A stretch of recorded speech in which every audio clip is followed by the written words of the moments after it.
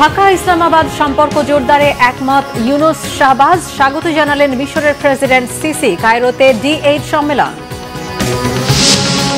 জনসমর্থনহীন সরকারকে ক্ষমতায় রাখার চক্রান্ত দেখছেন তারেক রহমান। নির্বাচন নিয়ে প্রধান উপদেষ্টার বক্তব্য অস্পষ্ট বলেছেন মির্জা ফখরুল। হত্যা সহিংসতার পাল্টাপাল্টি বিচার দাবি জুবায়ের ও সাদপন্থীদের, যথাসময়ে হবে ইজতেমা জানিয়েছেন স্বরাষ্ট্র উপদেষ্টা। যৌথ বাহিনীর অ্যাকশনে কেরানীগঞ্জে রূপালী ব্যাংকে ডাকাতির চেষ্টা পণ্ড, 3 জনের আত্মসমর্পণ, জিম্মিরা মুক্ত। 57 সেনা হত্যায় শেখ হাসিনা সহ 58 জনের বিচার দাবি স্বজনদের, বললেন বিডিআর বিদ্রোহ নয়, সেটি পরিকল্পিত নৃশংসতা। দেখছিলেন ক্রাউন সিমেন্ট সংবাদ শিরোনাম। বাংলাদেশ এবং পাকিস্তানের মধ্যে দ্বিপক্ষীয় সম্পর্ক জোরদার করতে একমত হয়েছেন প্রধান উপদেষ্টা ডক্টর মোহাম্মদ ইউনুস এবং পাকিস্তানের প্রধানমন্ত্রী শাহবাজ শরীফ। মিশরের রাজধানী কায়রোতে D8 সম্মেলনের সাইডলাইনে দুই নেতা বৈঠকে মিলিত হন। তবে 71 সালের অমীমাংসিত সমস্যা মীমাংসা করতে শাহবাজ শরীফের প্রতি আহ্বান জানান প্রধান উপদেষ্টা। তিনি বলেন, 71-এর বিষয়গুলো বারবার সামনে আসছে, সামনে এগিয়ে যেতে বিষয়গুলো পাকিস্তানের ফয়সালা করার উপর জোর দেন তিনি। জবাবে শাহবাজ শরীফ বলেন, 1974 সালের ত্রিপক্ষীয় চুক্তিতে বাংলাদেশ, পাকিস্তান এবং ভারত বিষয়গুলো মীমাংসা করেছে। তবে অন্যান্য অমীমাংসিত সমস্যা থাকলে সেগুলো উপস্থাপন করলে খুশি হবেন বলে জানান তিনি। প্রধান উপদেষ্টা ডক্টর মোহাম্মদ ইউনুস বলেন, ভবিষ্যৎ প্রজন্মের জন্য বিষয়গুলো চিরতরে সুরাহা করে ফেলা ভালো। ব্যবসা বাণিজ্য বৃদ্ধি এবং ক্রীড়া ও সাংস্কৃতিক প্রতিনিধি বিনিময়ের মাধ্যমে দুই দেশের মধ্যে সম্পর্ক জোরদারের উপর দুই নেতাই গুরুত্ব দেন। সার্ককে সচল করার বিষয়েও জোর দেন তারা। প্রয়োজনীয় সংস্কার শেষে 2026 সালের মধ্যভাগের আগে বাংলাদেশে নির্বাচন দেওয়ার পরিকল্পনার কথাও তুলে ধরেন প্রধান উপদেষ্টা। এর আগে D8 সম্মেলনের উদ্বোধনীতে সভাপতি হিসেবে বক্তব্য দেন ডক্টর মোহাম্মদ ইউনুস।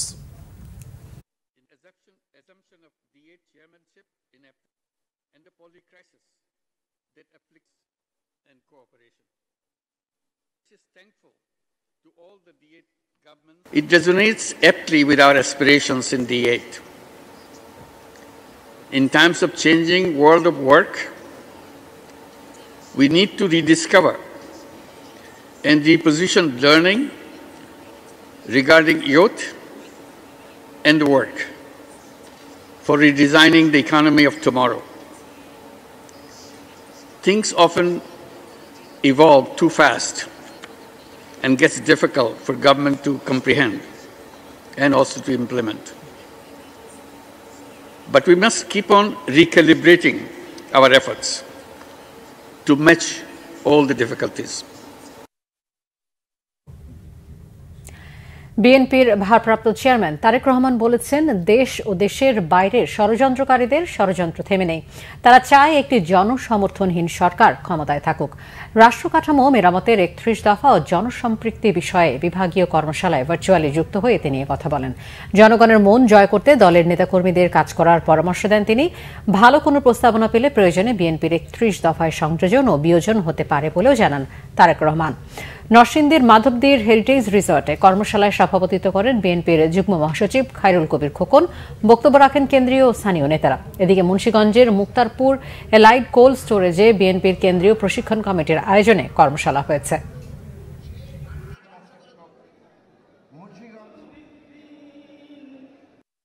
আপনার বিরুদ্ধে, আপনার দলের বিরুদ্ধে, সর্বোপরি এই দেশের বিরুদ্ধে ষড়যন্ত্র কিন্তু থেমে নেই। দুষ্ট লোকদের দুষ্টামি কিন্তু থেমে নেই। সেটি বাইরেই হোক, আমাদের বাইরেই হোক, সেটি আমাদের দলের ভেতরেই হোক, সেটি আমাদের দেশের ভেতরেই হোক, সেটি আমাদের দেশের বাইরেই হোক। কারণ এই দেশের অর্থ সম্পদ, এই দেশের প্রাকৃতিক সম্পদ অনেকে লোভ দৃষ্টিতে তাকিয়ে থাকে। এই দেশে যদি একটি বিশৃঙ্খলা লাগিয়ে রাখা যায়, তাহলে এইগুলো অনেকের জন্য, দেশের ভেতরেই হোক, দেশের বাইরেই হোক, এই দেশে যদি একটি দুর্বল জনসমর্থনহীন সরকার, যারা জনগণকে রিপ্রেজেন্ট করে না, এরকম সরকারকে যদি ক্ষমতায় রাখা যায়, তাহলে এই দেশ থেকে অনেকে অনেক কিছু লুটে পুটে নিয়ে যেতে পারবে। বাট এই দেশে যদি জনগণের সমর্থিত, যারা জনগণের কথা বলবে, জনগণের কথা চিন্তা করবে, যারা দেশের কথা বলবে, দেশের কথা চিন্তা করবে, এরকম কেউ যদি দেশ পরিচালনার দায়িত্বে থাকে, তখন দেশের স্বার্থ, জনগণের স্বার্থ নিরাপদ থাকবে। তখন যারা শকুনের দৃষ্টি দিয়ে এই দিকে তাকিয়ে আছে এই দেশের অর্থ সম্পদ প্রাকৃতিক সম্পদের দিকে, তখন তারা 10 বার চিন্তা করবে। নির্বাচন নিয়ে প্রধান উপদেষ্টার দেয়া বক্তব্য অস্পষ্ট এবং হতাশাজনক বলে মন্তব্য করেছেন বিএনপি মহাসচিব মির্জা ফখরুল ইসলাম আলমগীর। প্রধান উপদেষ্টা ও তার প্রেস সচিবের পরস্পর বিরোধী বক্তব্য আরও বিভ্রান্তি সৃষ্টি করেছে বলেও মন্তব্য করেন তিনি। রিপোর্ট করছেন সিকান্দার রিমান। 16 ডিসেম্বর প্রধান উপদেষ্টা অধ্যাপক ডক্টর মোহাম্মদ ইউনূস জাতির উদ্দেশ্যে ভাষণ দেন। সে বিষয়ে আনুষ্ঠানিক প্রতিক্রিয়া দিয়েছেন বিএনপি মহাসচিব মির্জা ফখরুল ইসলাম আলমগীর। বৃহস্পতিবার সকালে বিএনপি চেয়ারপারসনের গুলশান কার্যালয়ে সংবাদ সম্মেলনে বিএনপি মহাসচিব বলেন, প্রধান উপদেষ্টার ভাষণে নির্বাচন সংক্রান্ত বক্তব্য অস্পষ্ট। প্রফেসর ডক্টর মোহাম্মদ ইউনূসের ভাষণে নির্বাচন সংক্রান্ত বক্তব্য একেবারেই অস্পষ্ট। তার বক্তব্যে নির্বাচনের একটি সম্ভাব্য সময়ের কথা বলা হলেও নির্বাচনের কোনো রোডম্যাপ সম্পর্কে কোনো সুনির্দিষ্ট বক্তব্য রাখা হয়নি। ডক্টর মোহাম্মদ ইউনূস নির্বাচনের সম্ভাব্য সময়সীমা 2025 সালের শেষ অথবা 2026 সালের প্রথম অংশ অনুষ্ঠানের কথা বলেন, যা একেবারেই অস্পষ্ট এবং নির্দিষ্ট সময়ের কোনো উল্লেখ নেই। অথচ তার প্রেস সচিব বলেন 2026 সালের জুন মাসের মধ্যে নির্বাচন অনুষ্ঠিত হবে, যা পরস্পর বিরোধী। সভা মনে করে এই ধরনের পরস্পর বিরোধী বক্তব্য আরও বিভ্রান্তি সৃষ্টি করবে। বুধবার রাতে বিএনপির ভারপ্রাপ্ত চেয়ারম্যান তারেক রহমানের সভাপতিত্বে দলের স্থায়ী কমিটির যে বৈঠক হয়েছে তার সিদ্ধান্ত জানাতে বিএনপি মহাসচিব এই সংবাদ সম্মেলন ডাকেন। সংবিধান সংশোধন নিয়ে এ সময় কথা বলেন বিএনপির স্থায়ী কমিটির সদস্য সালাউদ্দিন আহমেদ। তত্ত্বাবধায়ক সরকার ব্যবস্থা পুনর্বহাল হলেও এই কথাটা এখনো পুরোপুরি বলা যাবে না, যেহেতু সংবিধানের ৫ম সংশোধনের মাধ্যমে তত্ত্বাবধায়ক সরকার ব্যবস্থা বিলুপ্ত করা হয়েছিল, সেটাকে অবৈধ ঘোষণা করা হয়েছে। কিন্তু ইতিপূর্বে অ্যাপিলেট ডিভিশনে জাস্টিস, আমরা বলি জাস্টিস খায়রুল হক, যে তত্ত্বাবধায়ক সরকার ব্যবস্থাকে উড়িয়ে দিলেন, সেটা রিভিউতে ফাইনাল জনগণের পক্ষে আসলে তখন এক্স্যাক্টলি তত্ত্বাবধায়ক সরকার ব্যবস্থা পুনর্বহাল হবে। শারীরিক অসুস্থতার কারণে মুক্তিযোদ্ধা সমাবেশে বেগম খালেদা জিয়া অংশ নিতে পারছেন না, ফলে 21শে ডিসেম্বরের কর্মসূচি স্থগিত করা হয়েছে বলেও জানান বিএনপি মহাসচিব। সিকান্দার রেমান, বাংলাভিশন, ঢাকা। গণতন্ত্র মঞ্চ মনে করে নির্বাচন ও সংস্কার একে অন্যের পরিপূরক। কাজের গতি বাড়ালে আগামী বছরের মধ্যে নির্বাচন সম্ভব। সকালে এক সংবাদ সম্মেলনে গণতন্ত্র মঞ্চের নেতারা বলেন, অন্তর্বর্তী সরকারের 4 মাস পার হলেও এখনও নিত্যপণ্যের দাম নিয়ন্ত্রণে আসেনি। সবাই সমর্থন দেওয়ার পরও কেন সিন্ডিকেটের দৌরাত্ম্য কমানো যাচ্ছে না সেই প্রশ্ন রাখেন তারা। মঞ্চের নেতারা বলেন, বিভিন্ন সংস্কার কমিশনের রিপোর্টের আগেই কমিশনগুলোতে নিয়োগ হয়ে যাচ্ছে। পঞ্চদশ সংশোধনী নিয়ে উচ্চ আদালতের রায়ে নিজেদের সন্তুষ্টির কথা জানিয়ে মঞ্চের নেতারা বলেন, তত্ত্বাবধায়ক সরকার ব্যবস্থা প্রতিস্থাপন করতে চাইলে বেশ কিছু কার্যক্রম করে আগাতে হবে। রাজনৈতিক দল এবং অংশীজনদের সাথে আলাপ আলোচনা করেই তত্ত্বাবধায়ক সরকার নিয়ে চূড়ান্ত সিদ্ধান্ত নিতে হবে। তাবলিগের 2 গ্রুপের সংঘর্ষের পর নিরাপত্তার চাদরে ঢাকায় টঙ্গী ইজতেমা ময়দান। প্রশাসনের নির্দেশে গতকালই তুরাগ তীর ছেড়ে গেছেন মুসল্লিরা। তবে নিজেদের মালামালের নিরাপত্তার জন্য প্রায় 500 মুসল্লি এখনও ময়দানের ভেতরে রয়েছেন, জানিয়েছে পুলিশ। এদিকে হত্যাকারীদের অবিলম্বে গ্রেপ্তার ও বিচারের দাবিতে বিক্ষোভ সমাবেশ করেছেন জুবায়েরপন্থী আলেমরা। আর তাবলিগে বিভক্তি সৃষ্টি ও তাবলিগ নিয়ন্ত্রণের ষড়যন্ত্রের বিচার বিভাগীয় তদন্তের দাবি জানিয়েছেন সাদপন্থীরা। তাইমুর রশিদের রিপোর্ট। তাবলিগের 2 পন্থীদের বিরুদ্ধে প্রাণহানির ঘটনায় নতুন করে অপ্রীতিকর পরিস্থিতি এড়াতে নিরাপত্তা বাড়ানো হয়েছে টঙ্গীর ইজতেমা ময়দান ও আশপাশের এলাকায়। পুরো পরিস্থিতি আইনশৃঙ্খলা বাহিনীর নিয়ন্ত্রণে। 18 ডিসেম্বর থেকে পরবর্তী নির্দেশ না দেওয়া পর্যন্ত বিশ্ব ইজতেমা ময়দান সহ আশপাশের 3 কিলোমিটারের মধ্যে জনসাধারণের প্রবেশ নিষিদ্ধ করা হয়েছে। ময়দান সহ আশপাশের এলাকায় 2 বা এর বেশি ব্যক্তি একসাথে ঘোরাফেরা, জমায়েত এবং মিছিল সমাবেশেও নিষেধাজ্ঞা দেওয়া হয়েছে। তবে নিজেদের মালামালের নিরাপত্তার জন্য এখনো কিছু মুসল্লি ময়দানের ভেতরে অবস্থান করছেন। মাঠ খালি হয়েছে মন্ত্রণালয়ের সিদ্ধান্তে। বেশ কিছু স্থাপনা শুধু নয়, তাদের মালামাল আছে। সেই মালামালগুলি পাহারার জন্যই পাহারাদার অথবা তাদের নিয়োগকৃত কিছু লোক এখানে অবস্থান করবে আর কি, থাকবে, মালামালগুলি দেখবে, সেই লোকগুলি এখানে আছে। এদিকে নিজেদের অবস্থান জানাতে রাজধানীর মিরপুরে সংবাদ সম্মেলন করেন সাতপন্থী আলেমরা। অভিযোগ করেন তাবলিগে মামুনুল হক এবং রাজনৈতিক উদ্দেশ্য প্রণোদিত পক্ষগুলোর হস্তক্ষেপ ও বিভক্তি সৃষ্টির অপচেষ্টায় দেশের সাম্প্রদায়িক সম্প্রীতি ভয়াবহ সংকটের মুখে। সারা দেশে সাতপন্থীদের উপর নির্যাতন বাড়ছে। বিশ্ব ইজতেমায় মাওলানা সাদের অংশগ্রহণ নিশ্চিত সহ 6 দফা দাবি জানানো হয়। টঙ্গীর ইজতেমার ময়দান সরকার নিয়ন্ত্রণে রেখে আমাদের ইজতেমার আগে বুঝিয়ে দিতে হবে সারা দেশে সাতপন্থী তবলিগ সাথীদের উপর আক্রমণ, নির্যাতন ও বাধা বন্ধ করতে হবে। আজকে যদি আমরা এবং জুবাইরপন্থী শীর্ষ মুরব্বীদের সাথে এক টেবিলের মধ্যে আমরা বসতাম, আমি হলফ করে বলতে পারি 1 মাসের মধ্যে তবলিগের এই সমস্যা সমাধান হয়ে যাবে। দুই পক্ষকে এক টেবিলে বসিয়ে দিতে হবে, দুই পক্ষের শীর্ষ মুরব্বীদেরকে, আর তৃতীয় পক্ষ যারা তাদেরকে স্থায়ীভাবে সরিয়ে দিতে হবে। এই 2টা কাজ যদি সরকার করতে পারে, ইনশাআল্লাহ তাবলিগের এই সমস্যা অতি দ্রুত আলোর মুখ দেখবে। এদিকে হত্যাকারীদের অবিলম্বে গ্রেফতার ও বিচারের দাবিতে বিক্ষোভ সমাবেশ করেছেন জুবাইরপন্থী আলেমরা। উত্তরায় বিক্ষোভ সমাবেশ ও মিছিল শেষে সব সহিংস ঘটনা তদন্ত করে দোষীদের আইনের আওতায় আনার দাবি জানানো হয়। নিরীহ মুসল্লিদের উপর হামলাকারীদের দৃষ্টান্তমূলক শাস্তি নিশ্চিত করতে দ্রুত পদক্ষেপ নেওয়ার দাবি জানান আলেমরা। 24 ঘন্টা পার হয়ে গিয়েছে অলরেডি, আমাদের ভাইদেরকে শহীদ করেছে, শত শত ভাই এখনো হাসপাতালে কাতরাইতেছে, কিন্তু এখনো পর্যন্ত পরিচিত প্রখ্যাত তাদের নাম ধরা এই লোকগুলোকে এখনো গ্রেপ্তার করে নাই। সরকারের এই টালবাহানা আমরা কখনো সহ্য করব না। আমরা চাই, আমরা পরিষ্কার ভাষায় বলতে চাই, এই খুন যারা করেছে এবং এই খুনে যারা মদত দিয়েছে, খুনি এবং খুনের মদতদাতাদেরকে অবিলম্বে গ্রেপ্তার করে আইনের আওতায় আনতে হবে। তাইমুর রশিদ, বাংলা ভিশন, ঢাকা। এদিকে স্বরাষ্ট্র উপদেষ্টা জাহাঙ্গীর আলম চৌধুরী জানিয়েছেন যথাসময়ে ইজতেমা হবে। সহিংসতাকারীদের শাস্তির আশ্বাস দিয়েছেন তিনি। দুপুরে মুন্সিগঞ্জে আইন শৃঙ্খলা ও সার্বিক পরিস্থিতি নিয়ে কর্মকর্তাদের সাথে মতবিনিময় শেষে সাংবাদিকদের নিয়ে কথা বলেন। স্বরাষ্ট্র উপদেষ্টা আরও জানান, ইজতেমা ময়দানে সমাবেশ করার নিষেধাজ্ঞা অচিরেই কাটবে। সহিংসতার বিষয়ে তদন্ত চলছে, অপরাধীদের শাস্তির আওতায় আসতেই হবে, কোনো ধরনের ছাড় দেওয়া হবে না।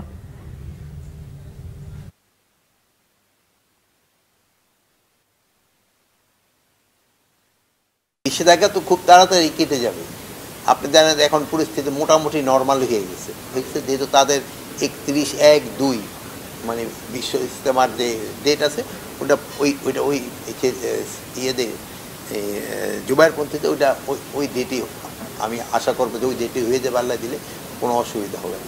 যারা অপরাধ করছে তারা অপরাধীরা শাস্তির আওতায় আসতেই হবে, তার ক্ষেত্রে কোনো ধরনের ছাড় দেওয়া হবে না। ঢাকার কেরানীগঞ্জে রূপালী ব্যাংকের জিঞ্জিরা শাখায় জিম্মি নাটকের অবসান ঘটেছে। যৌথ বাহিনীর কাছে আত্মসমর্পণ করেছে 3 ডাকাত। তাদের কাছ থেকে দেশীয় অস্ত্র উদ্ধার করা হয়েছে। মুক্তি পেয়েছেন জিম্মি হওয়া ব্যাংক কর্মকর্তা সহ সবাই। এ ঘটনায় কেউ হতাহত হয়নি। মুহিবুল্লাহ মুহিবের রিপোর্টে বিস্তারিত। বৃহস্পতিবার বেলা 2টার দিকে ঢাকার দক্ষিণ কেরানীগঞ্জের চুনকুটিয়া পাকাপোল এলাকায় রূপালী ব্যাংকের জিঞ্জিরা শাখায় ঢুকে পড়ে 3 ডাকাত। ডাকাতরা ব্যাংকের ভেতরে প্রবেশ করে সেখানে থাকা সবাইকে জিম্মি করে ডাকাতি করার চেষ্টা করে। গ্রাহক বেশে ঢোকার পরে কয়েকজন গ্রাহক এবং একটা মেয়ে সহ স্টাফদের তারা জিম্মি করছে, এই অবস্থায় ছিল। তারপরে দীর্ঘক্ষণ পরে আইন শৃঙ্খলা রক্ষাকারী বাহিনীর সদস্যরা এসে তাদের 3 জনকে সম্ভবত গ্রেপ্তার করে নিয়ে গেছে। এখানে অস্ত্রধারী 2-3 ব্যক্তি, একজন লাল গেঞ্জি পরা এবং মুখোশ পরা, সেই ব্যক্তি সরাসরি আমাদেরকে হুমকি দিল যে গুলি করে দিব, না সরে যা, নাহলে গুলি করে দিব। তো এবং কেচি গেটটা তারা তখন লক করে দেয়। এলাকার লোকজন নিয়ে আমরা এটা চেষ্টা করি তাদেরকে বের করার জন্য। আমরা ইট পাট ফেলেও নিক্ষেপ করি। এই কেসি গেট লাগানোর পর আমরা যখন অনেক জনতা হয়ে গেছি, তখন তারা ভয় পেয়ে ভিতরে চলে গেছে। তারপর আমাদের ওসি সাহেব, এই যে সার্কেল এসপি সাহেব, আরো যারা পুলিশ কর্মকর্তা বড় ধরনের সবাই চলে আসছে। কি অস্ত্র ছিল? এই যে ছোটখাটো আগ্নেয়াস্ত্র ছিল, বেশি বড় অস্ত্র ছিল না। পিস্তল, একটা গ্রিল ভাঙার ছিল, যে গ্রিল ভেঙে যে ভাঙে ওটা একটা আগ্নেয়াস্ত্র বলে না, ওইটাকে সাধারণত গ্রিল ভাঙার একটা যন্ত্র বলে, ওটাও ছিল। এক অফিসারের সাথে কথা বললো প্রশাসনের সাথে যে আমরা সিলিন্ডার করব, তাই হাতে একটা ব্যাগ দেখলাম জানালা দিয়া, ওই ব্যাগ নিয়ে ও ব্যাংকের সিঁড়ির গেটে আসে, মানে মেন গেটে আইসা প্রশাসনের কাছে তারা আত্মসমর্পণ করে। তো দারোয়ান কি করছে, ওদের দেখে যখন বুঝতে পারছে যে ডাকাত, তখন গেটের মধ্যে মেন গেটে তালা দিয়ে চাবি ফেলে দিচ্ছে, যাতে ওরা ভিতর থেকে বাইরে না হতে পারে। সেনাবাহিনী, পুলিশ, র্যাব সহ আইন শৃঙ্খলা বাহিনীর সদস্যরা ঘটনাস্থল ঘিরে ফেলে। অভিযানের এক পর্যায়ে আত্মসমর্পণ করে 3 ডাকাত। তাদের বয়স 20 থেকে 30 বছরের মধ্যে। র্যাব জানায় তারা 15 লক্ষ টাকা দাবি করে। পরে আগ্নেয়াস্ত্র সহ যৌথ বাহিনীর কাছে আত্মসমর্পণ করে তারা। আত্মসমর্পণ করে আমাদের গাড়িতে এদের বয়স কত? জিম্মি দশা থেকে মুক্ত হন ব্যাংক কর্মকর্তারা। অবসান হয় নাটকের। আমরা হিসাব কিতাব করে যোগ বিয়োগ করে দেখেছি, আমাদের কোনো টাকা পয়সা ক্ষতি হয়নি। আমরা এখন সমস্যা হচ্ছে আমাদের সাইন আউট করতে হবে, কিন্তু সাইন আউটের মেশিনটা ওরা ভেঙে ফেলছে। এটা আমরা একটা অন্য শাখায় যে এখন সাইন আউট করবো। কাজে আপনারা অধীর আগ্রহে আছেন, আপনাদেরকে এই সংবাদটা দেওয়ার জন্য এসেছি যে আমরা আছি, আমাদের কোনো ক্ষয়ক্ষতি হয়নি। এর আগে ব্যাংকে ডাকাত ঢুকে পড়ার খবর ছড়িয়ে পড়লে ওই এলাকায় ভিড় জমে যায়। এক পর্যায়ে ব্যাংকে ডাকাত দলের প্রবেশের বিষয়টি স্থানীয় মসজিদের মাইকে ঘোষণা দিয়ে জানানো হয়। এ সময় এলাকাবাসী ব্যাংকটির চারপাশ ঘেরাও করে প্রবেশের প্রধান ফটকে তালা ঝুলিয়ে দেয়। মুহিবুল্লাহ মুহিব, বাংলা ভিশন, ঢাকা। বিডিআর বিদ্রোহে নয়, শেখ হাসিনা সরকার পরিকল্পিতভাবে পিলখানায় 57 জন সেনা কর্মকর্তাকে নৃশংসভাবে খুন করেছে। এমন অভিযোগে আন্তর্জাতিক অপরাধ ট্রাইব্যুনালে শেখ হাসিনা সহ 58 জনের বিরুদ্ধে চিফ প্রসিকিউটরের কাছে অভিযোগ জমা দিয়েছেন শহীদ সেনা কর্মকর্তাদের স্বজনরা। তারা বলছেন হত্যাকাণ্ডের সুষ্ঠু তদন্ত করলেই বেরিয়ে আসবে আসল ঘটনা। বিস্তারিত এসএম ফয়েজের রিপোর্টে। 2009 সালের 25 ফেব্রুয়ারি রাজধানীর পিলখানায় বিডিআর সদর দপ্তরে বিদ্রোহ হয়। 2 দিন ধরে চলা বিদ্রোহে বাহিনীটির তৎকালীন মহাপরিচালক মেজর জেনারেল শাকিল আহমেদ সহ 57 জন সেনা কর্মকর্তা নিহত হন। সব মিলিয়ে 74 জনের মরদেহ উদ্ধার করা হয়। পিলখানায় বিডিআরের বিভিন্ন পর্যায়ে দায়িত্বরত সামরিক বাহিনীর কর্মকর্তাদের পরিবারের সদস্যরাও নৃশংসতার শিকার হন। 15 বছর পর আন্তর্জাতিক অপরাধ ট্রাইব্যুনালে পিলখানা হত্যাকাণ্ডের ঘটনায় অভিযোগ জানান শহীদ সেনা কর্মকর্তাদের স্বজনেরা। নিহত সেনা কর্মকর্তাদের পরিবারের সদস্যরা জানান পরিকল্পিতভাবে হত্যা করে লাশ পোড়ানো হয়েছে, এমনকি পরিবারের সদস্যদের ঘর থেকে ধরে নিয়ে হত্যা করা হয়েছে। 58 জনের বিরুদ্ধে আমরা অভিযোগ দাখিল করেছি, তৎকালীন প্রধানমন্ত্রী শেখ হাসিনা সহ। এবং আমাদের অভিযোগ খুবই সুস্পষ্ট, দুটি বাহিনীকে ধ্বংস করে বাংলাদেশের স্বাধীনতা সার্বভৌমত্বকে সংকটাপন্ন করার উদ্দেশ্যে পরিকল্পিতভাবে আওয়ামী ফ্যাসিস্ট মতাদর্শকে প্রতিষ্ঠা করার জন্য দেশপ্রেমিক এবং দক্ষ অফিসারদেরকে খুন করা হয়েছে। বিদ্রোহ এইরকম হয় না, যারা প্ল্যান করে মেরে পোড়ানোর ব্যবস্থা করে, তারপরে বেয়নেট দিয়ে খোঁচায় কিংবা ড্রেনে ফেলে এবং পরিবারদেরকে ঘর থেকে ধরে নিয়ে যে কোয়ার্টার গার্ডে নেয় এবং বাচ্চাদেরকে বুট দিয়ে লাথি দিতে দিতে নিয়ে যায়। আপনারা অনেক কিছুই জানেন না যে আমাদের সাথে কি হয়েছে। আমি জানি না আমার হাজব্যান্ডের লাশটা কোথায় গেল এবং কি করা হলো তার লাশের সাথে। আমাকে একটা মিথ্যা খবর দেওয়া হয়েছে, আর আমি যতবারই এটার জন্য প্রতিক্রিয়া জানিয়েছি আমাকে বলা হয়েছে আমার হাজব্যান্ডকে দেশদ্রোহী করা হবে। আমরা বিশ্বাস করি যে আমরা এটা বিচার পাবো এবং সেই ষড়যন্ত্রকারীদেরকে সবাই দেখতে পাবেন, আমরা দেখতে পাবো, সবার সম্মুখে তাদেরকে নিয়ে আসা হোক। মেজর জেনারেল শাকিল আহমেদের ছেলে ব্যারিস্টার রাকিন আহমেদ বলেন নারকীয় এই হত্যাকাণ্ডের সঙ্গে শেখ হাসিনা সরাসরি জড়িত। ঘটনার সুষ্ঠু তদন্ত ও জড়িতদের শাস্তি দাবি করেন শহীদ কর্নেল কুদরত এলাহির ছেলে সাকিব রহমান। আমরা আইন পড়েছি একমাত্র একটা কারণেই যে আমাদের বাবার বিচার আমরা চাই এবং আমাদের বাবার বিচার করে ছাড়বো। এবং আমরা অনেক কৃতজ্ঞ যে এই ছাত্র জনতার এই আন্দোলনের পরে আমরা আজকে অভিযোগ দায়ের করছি এবং আমরা আশাবাদী যে আমরা এর সঠিক বিচার পাবো। আমার বাবা মাকে কেমনে মেরেছে আমি বলতে আমার বুকটা ফেটে যায়। আমাকে অফিসার বলেছিল, বাবা তুমি তোমার বাবা মার লাশ দেখো না, তুমি নিতে পারবে না বাবা। 15 বছর একা ছিলাম, শুধু একমাত্র আল্লাহ তাআলা ছিল আমার পাশে। আমি বিশ্বাস আমরা বিজয় হব ইনশাআল্লাহ, আর কোনো ষড়যন্ত্রকারী আমাদের থামায় রাখতে পারবে না ইনশাআল্লাহ। 2010 সালে বিএনপির চেয়ারপারসন বেগম খালেদা জিয়াকে সেনানিবাসের মইনুল রোডের বাড়ি থেকে উচ্ছেদ করে শেখ হাসিনা সরকার। ওই জমিতে ভবন নির্মাণ করে পিলখানায় নিহতদের ফ্ল্যাট দেওয়ার কথা হলেও শহীদ সেনা কর্মকর্তাদের স্বজনদের দাবি কোনো ফ্ল্যাটই পাননি তারা। আমাদের কোনো শহীদ পরিবারকে বেগম জিয়ার কোনো বাড়িতে কোনো ফ্ল্যাট কোনো কিছুই দেওয়া হয় নাই, আমাদেরকে ক্যান্টনমেন্টে থাকতে দেওয়া হয় নাই। কারা পরিকল্পনা করেছে, কারা অর্থ প্রদান করেছে, কারা পরিকল্পনায় সাহায্য করেছে, দেশি বিদেশি যারা এটার সাথে সংশ্লিষ্ট তাদেরকে সামনে যেন আনা হয়। আওয়ামী লীগ এবং শেখ হাসিনার প্রতিরক্ষা বিষয়ক উপদেষ্টা শেখ রেহানার দেবর তারেক আহমেদ সিদ্দিকীর পরিকল্পনায় পিলখানা হত্যাকাণ্ড চালানো হয়, আর দোষ চাপানো হয় বিডিআর সৈনিকদের উপর, জানালেন শহীদ সেনাদের স্বজনেরা। S M Foyez, Bangla vision, Dhaka. আগুনে পুড়ে নয়, শেখ হাসিনার নির্দেশেই জুলাই আগস্টে ছাত্র জনতার আন্দোলনে ইন্টারনেট বন্ধ করা হয়েছিল। ট্রাইব্যুনালের জিজ্ঞাসাবাদে এমন স্বীকারোক্তি দিয়েছেন সাবেক আইসিটি প্রতিমন্ত্রী জুনায়েদ আহমেদ পলক, জানিয়েছেন চিফ প্রসিকিউটর মোহাম্মদ তাজুল ইসলাম। এদিকে গণহত্যার ঘটনায় মানবতা বিরোধী অপরাধের অভিযোগে দায়ের করা মামলায় সাবেক পুলিশ প্রধান চৌধুরী আবদুল্লাহ আল মামুন, এনটিএমসির সাবেক মহাপরিচালক বরখাস্ত মেজর জেনারেল জিয়াউল আহসান সহ ৮ কর্মকর্তার বিরুদ্ধে ২ মাসের মধ্যে তদন্ত শেষ করতে নির্দেশ দিয়েছে ট্রাইব্যুনাল। রিপোর্ট করছেন এস এম ফয়েজ।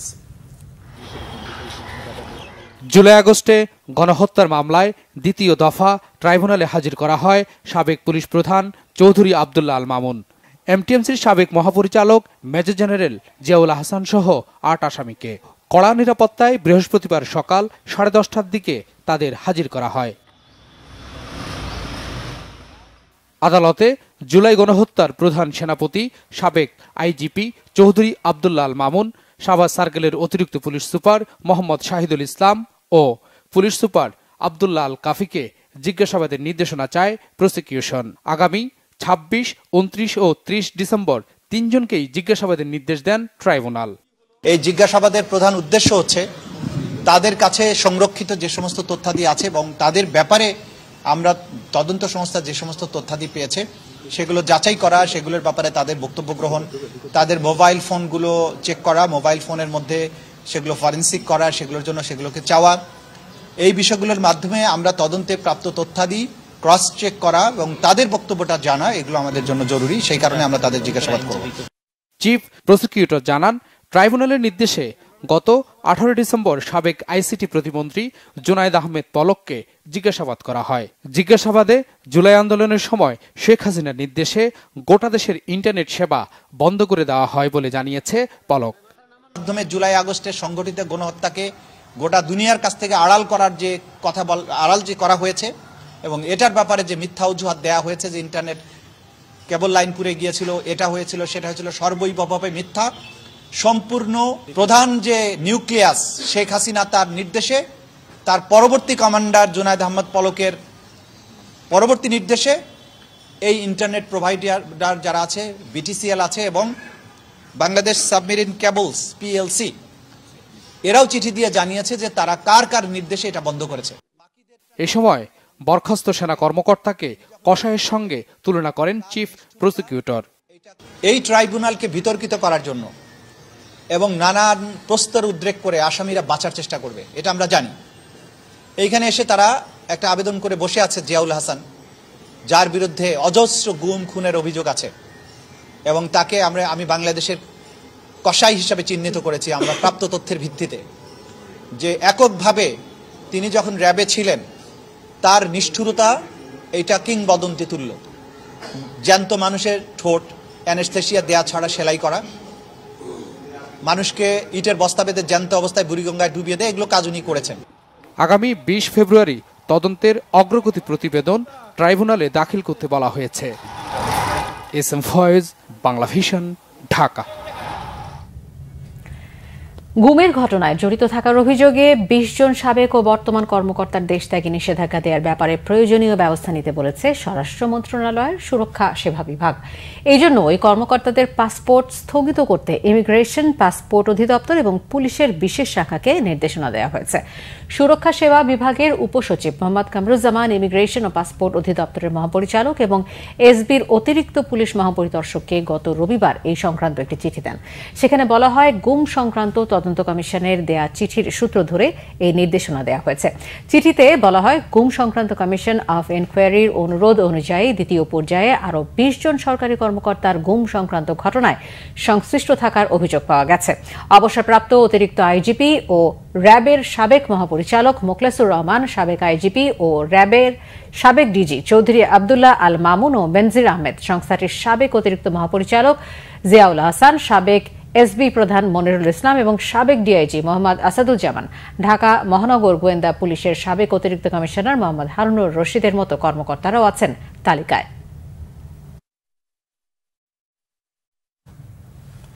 রাজধানীর পরিবহন ব্যবস্থায় শৃঙ্খলা ফিরিয়ে আনতে ২৫ ফেব্রুয়ারি থেকে গ্রিন ক্লাস্টার চালু হচ্ছে বলে জানিয়েছেন সড়ক পরিবহন বিষয়ক উপদেষ্টা ফজলুল কবির খান। রাজধানীতে এক সভা শেষে তিনি একথা জানান। উপদেষ্টা বলেন, ১ মাসের মধ্যে পরিবহন ব্যবস্থায় শৃঙ্খলা না আনতে পারলে বিআরটি এর বিরুদ্ধে ব্যবস্থা নেওয়া হবে। মেয়াদহীন গাড়ি, লাইসেন্সবিহীন চালক আর ট্রাফিক অব্যবস্থাপনার মধ্যেই বছরের পর বছর ঘুরপাক খাচ্ছে রাজধানীর পরিবহন ব্যবস্থা। সব সরকারের বেশিরভাগ উদ্যোগই মুখ থুবড়ে পড়েছে সড়কে। রাজধানীর সড়ক পরিবহন ব্যবস্থাপনায় শৃঙ্খলা নিশ্চিতে বিভিন্ন মন্ত্রণালয় ও বিভাগের প্রতিনিধিদের নিয়ে বৃহস্পতিবার বৈঠক করেন সড়ক পরিবহন ও সেতু বিষয়ক উপদেষ্টা। বৈঠকে বিআরটি এর কার্যক্রমে গতি নিশ্চিত করা, ট্রাফিক ব্যবস্থাপনার মান বৃদ্ধি এবং পরিবহন চলাচলে শৃঙ্খলা আনার বিষয়ে বেশ কয়েকটি সিদ্ধান্ত নেয় অন্তর্বর্তী সরকার। বিআরটিএ কে ১ মাসের জন্য সময় দেওয়া হয়েছে। বিআরটিএ যদি এর মধ্যে যদি তাদের অবস্থার উন্নতি করতে না পারে, তাহলে বিআরটি এর বিরুদ্ধে ব্যবস্থা গ্রহণ করা হবে। এবং বিআরটিকে যেটা পরামর্শ দেওয়া হয়েছে, তাদের যে এই যে ফিটনেস চেক করা এবং ড্রাইভিং করার জন্য এটা তাদের যে ব্যবস্থা, এটা অপর্যাপ্ত।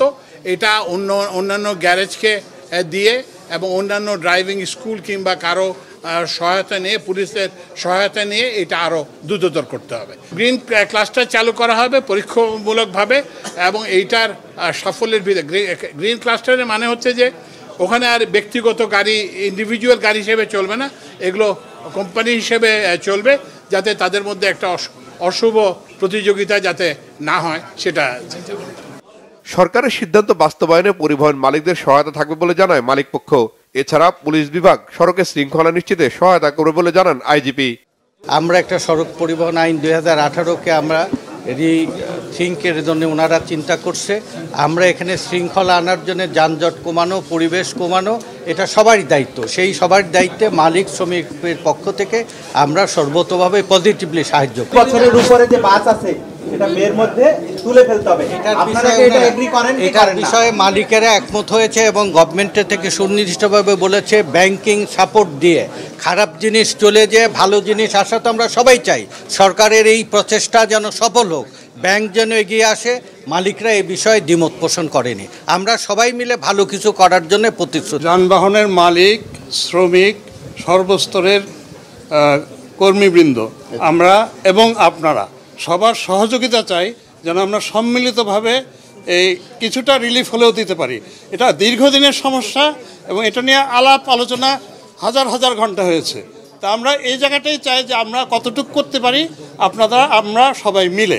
তো সেই চেষ্টাটাই আমি মনে করি, আমি প্রতিশ্রুতি দিচ্ছি এই চেষ্টাটাই আমরা করব। বৈঠকে রাজধানীর বায়ু দূষণ কমানো নিয়ে আলোচনা হয়েছে জানিয়ে পরিবেশ, বন ও জলবায়ু উপদেষ্টা রিজওয়ান হাসান বলেন, আশুলিয়াকে নো ব্রিক জোন ঘোষণার বিষয়টি চিন্তা করা হচ্ছে। রিশান নাসরুল্লাহ, বাংলা ভিশন, ঢাকা।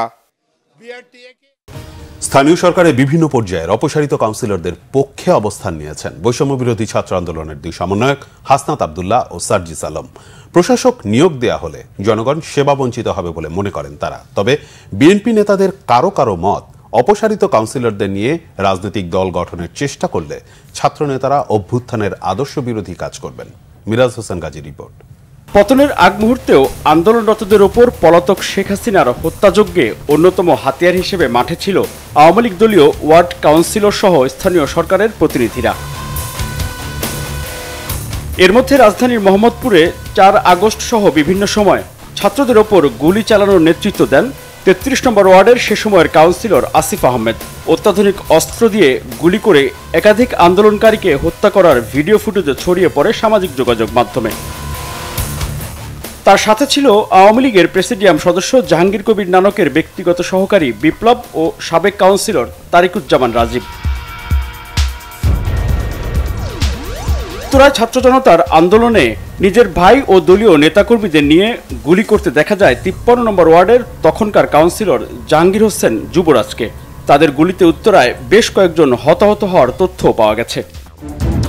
এমন বাস্তবতায় অন্তর্বর্তীকালীন সরকার কয়েক ধাপে সিটি কর্পোরেশন, পৌরসভা, জেলা ও উপজেলা পরিষদের মেয়র, চেয়ারম্যান ও কাউন্সিলরদের অপসারণ করে। এই অপসারণের প্রতিবাদ ও শপথে বহালের দাবিতে বুধবার ঢাকায় জাতীয় প্রেস ক্লাবে সিটি কর্পোরেশন ও পৌরসভার কাউন্সিলরদের সংগঠনের ব্যানারে এক সভায় অংশ নেন বৈষম্য বিরোধী ছাত্র আন্দোলনের সমন্বয়ক হাসনাত আব্দুল্লাহ ও সাজদিস আলম। এই কৃষক যিনি চাষ করে দেশের অর্থনীতিকে সচল রাখে, তারা অ্যাডমিনিস্ট্রেটিভ এই আমলাতান্ত্রিক জটিলতার মধ্যে তারা যেতে চায় না। তারা যেতে চায় না বলেই তারা আপনাদেরকে নির্বাচিত করেছেন। আমরা আমাদের জায়গা থেকে দাবি তুলব যে আমরা আসলে প্রশাসক দিয়ে দেশ চলতে দেখতে চাই না। আমলাতন্ত্রে তাদের যতটুকু টেরিটরি তারা সেখানে কাজ করবে, জনপ্রতিনিধিরা জনগণের সাথে তাদের যতটুকু কর্মপরিধি সেখানে কাজ করবে। যখন ছাত্রদের প্রতিনিধিদের সরকারে পাঠানো হয়েছে, যাদের রক্তে এদেশ রঞ্জিত হয়েছে, তাদের মধ্যে যখন স্বৈরাচারের দোসরদের সাথে মিটিং করার ছবি আসে, ভিডিও আসে, এবং যখন প্রতিশ্রুতি দেওয়া হয় যে তাদেরকে পদে পুনর্বহাল করা হবে, তখন দুঃখ হওয়াটা খুবই স্বাভাবিক। এই কাউন্সিলরদের মাধ্যমে সারা দেশের মানুষের কাছে পৌঁছানোর আকাঙ্ক্ষা প্রকাশ করেন হাসনাত আব্দুল্লাহ। আমরা আপনাদেরকে সাথে নিয়ে আমরা প্রত্যন্ত এলাকার গ্রামের প্রান্তিক মানুষদের কাছে আমরা পৌঁছাইতে চাই, এবং সেক্ষেত্রে আমরা আপনাদের সহযোগিতা চাই। বিএনপি নেতা AKM ওয়াহিদুজ্জামান মনে করেন, ছাত্র আন্দোলনের নেতারা এই কাউন্সিলরদের নিয়ে রাজনৈতিক দল গঠনের উদ্যোগ নিলে খুব একটা সুবিধা করতে পারবেন না। যেহেতু তারা নতুন রাজনৈতিক দল তৈরি করতে যাচ্ছে, তাই তাদের এটা একটা সুবিধা তারা পাবে। এটা সম্পূর্ণ একটা ভুল ধারণা। দেখুন, একটি রাজনৈতিক দল গঠন করতে কখনো শর্টকাট রাস্তা নাই, এটা অনেক লম্বা রাস্তা। এর আগে জাতীয় নাগরিক কমিটির ব্যানারে রাজনৈতিক প্ল্যাটফর্মের আত্মপ্রকাশের প্রচারণায় দেশের বিভিন্ন অঞ্চল সফর করেন বৈষম্য বিরোধী ছাত্র আন্দোলনের নেতারা। মিরাজ হোসেন গাজী, বাংলা ভিশন, ঢাকা। নির্বাচনে আওয়ামী লীগের অংশগ্রহণ নিয়ে তার বক্তব্য সম্পর্কে বিভিন্ন গণমাধ্যমে প্রচারিত সংবাদের প্রতিবাদ জানিয়েছেন নির্বাচন ব্যবস্থা সংস্কার কমিশনের প্রধান ড বদিউল আলম মজুমদার। তিনি বলেন, এতে তিনি ব্যথিত ও মর্মাহত হয়েছেন। রাতে এক জরুরি প্রেস ব্রিফিংয়ে বদিউল আলম মজুমদার বলেন, রংপুরে দেয়া তার বক্তব্যের ভুল ব্যাখ্যা করে কিছু গণমাধ্যম সংবাদ প্রচার করেছে। এ ধরনের অপপ্রচার শহীদ আবু সাঈদ ও শহীদ মুগ্ধের রক্তকে অস্বীকার করার শামিল।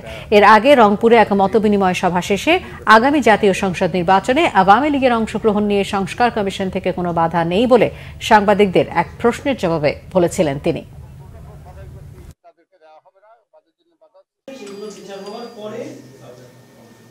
যে অপপ্রচারটা হয়েছে এটা অনাকাঙ্ক্ষিতভাবে ভুল বোঝাবুঝি সৃষ্টি করছে।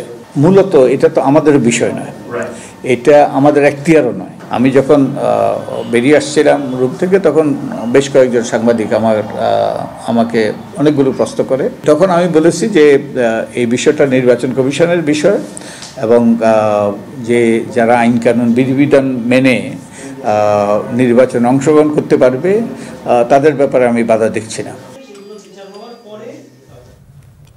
বিএনপির স্থায়ী কমিটির সদস্য নজরুল ইসলাম খান বলেছেন, হাসিনার স্বৈরাচারের পতন হয়েছে, কিন্তু এখনো গণতন্ত্র পুনঃপ্রতিষ্ঠা হয়নি। জামালপুরের দেওয়ানগঞ্জে বিএনপির জনসমাবেশে তিনি আরো বলেন, গণতন্ত্র তখনই প্রতিষ্ঠা হবে যখন ভোট দিয়ে জনগণ তার জনপ্রতিনিধি নির্বাচিত করতে পারবে।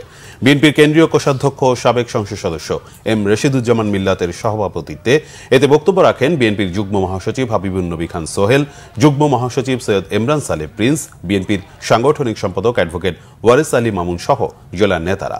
বক্তারা গণহত্যার দায়ে শেখ হাসিনা ও তার দোসরদের বিচারের দাবি জানান। স্বৈরাচার ও ফ্যাসিবাদ মুক্ত বাংলাদেশ গড়ার প্রত্যয় জানান তারা।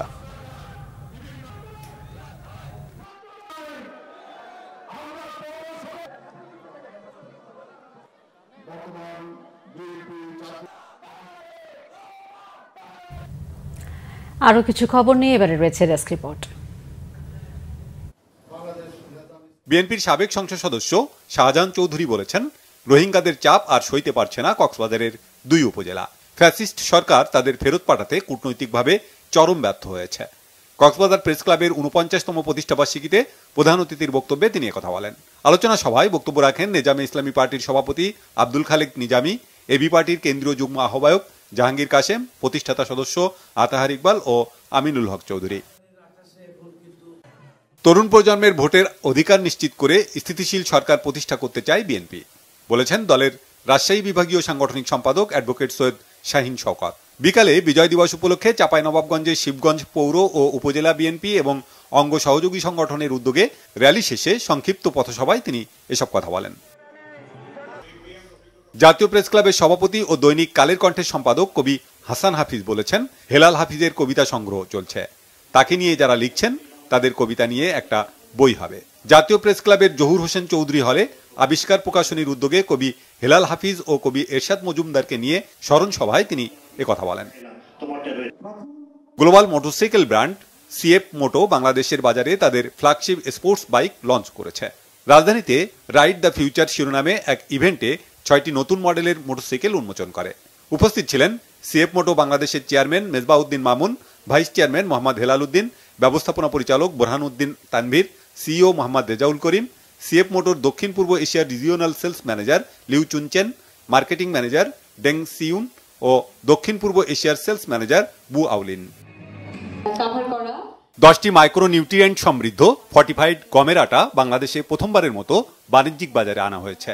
আইএফআইডি মাল্টি প্রোডাক্ট লিমিটেডের তত্ত্বাবধানে এবং গ্লোবাল অ্যালায়েন্স ফর ইমপ্রুভ নিউট্রিশনের কারিগরি সহায়তায় ঢাকার একটি অভিজাত হোটেলে জমকালো অনুষ্ঠানের মাধ্যমে উদযাপন করা হয়। অনুষ্ঠানে প্রধান অতিথি ছিলেন বিএসটিআই এর মহাপরিচালক এস এম ফেরদৌস আলম। উপস্থিত ছিলেন ইফাদ মাল্টি প্রোডাক্টের vice chairman Tanvir Ahmed, managing director Riazul H Chowdhury এবং গেই বাংলাদেশের country director doctor Rudaba Khandakar.